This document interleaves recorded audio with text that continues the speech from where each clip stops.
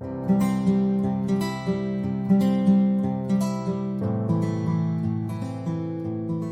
everyone, my name is Gray. I'm the dietitian and health coach with MLK Health Center and Pharmacy. For this video, I'm going to be making bone broth. This is something that I started making probably 2 years ago, and I just love it. It's so good. We freeze whatever we make it so we can pull it anytime we need it for soup or a stew or cooking rice, whatever it may be. So I find it to be really, really tasty, but there are other reasons why I think everybody should give this a try. One is that there's so much nutrition in bone broth. There's so many parts of an animal that we just can't eat, whether it be the bones or the feet or the tendons, ligaments, and all of those things have a lot of nutrition. Calcium, magnesium, phosphorus, a variety of amino acids, and other compounds that help keep our joints healthy. So by making bone broth, we can pull out a lot of those nutrients and get the most from whatever we're purchasing. Another reason too that I wanted to do this video is because we're still in the midst of the COVID-19 weirdness, and for a lot of us that means that meat may be a little hard to find, and so I want to really stretch every dollar. So if you buy a rotisserie chicken, let's say, you could keep the bones of that and freeze it, or we make chicken thighs or drumsticks sometimes, so I'll keep the bones from those, freeze them, and then after a few weeks or months, if I have several pounds of bones collected, then I can use that to make a stock. So it's, like I said, really stretching your dollar so you're getting every possible use out of what you're purchasing. So we're going to go through this. We have our bones here, about 3 to 5 pounds. We've got some aromatics, onion, garlic, and some celery, and then a variety of fresh herbs and dried herbs. Of course, a large stock pot. So we'll walk you through this. Let's get started. Half, that'll be more appropriate. So we want to split the hairs anytime you're cutting an onion. It's not exactly half, but that'll work. And then, oops, I trim off not the hair side, but the opposite. Get all those little scraps out of the way. From here, we want to peel off that papery outer layer.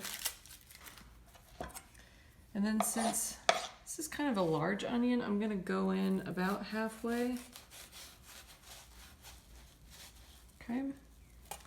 And then downward cuts like so.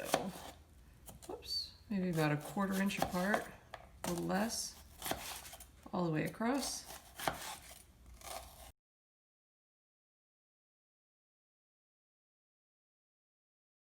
We have our fanned out onion, and we're going to go the opposite direction.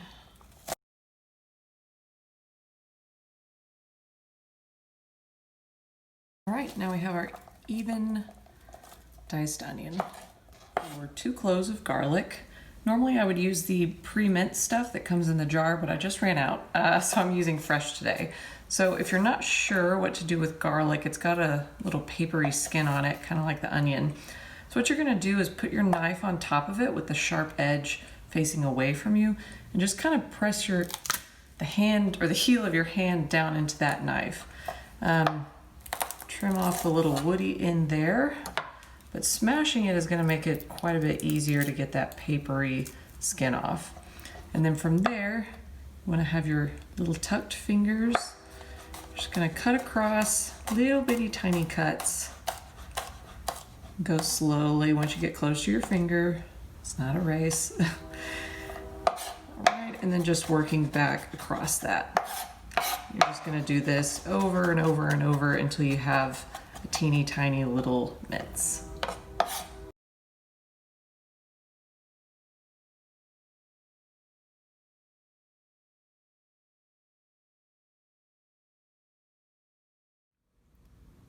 Up next is celery. We need 2 ribs of celery, so I'll stack them like that and then just run my knife all the way up.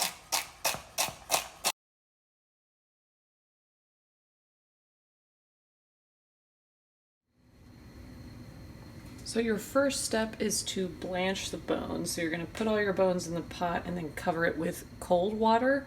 Crank the heat up, and we're going to bring this to a boil to help pull out some of just kind of the off flavors or little impurities to make a tastier broth. So you can see some of these impurities, I guess, that we're trying to get out rising to the surface. So once this is boiling, you're gonna just leave the heat on and let it boil for about 20 minutes.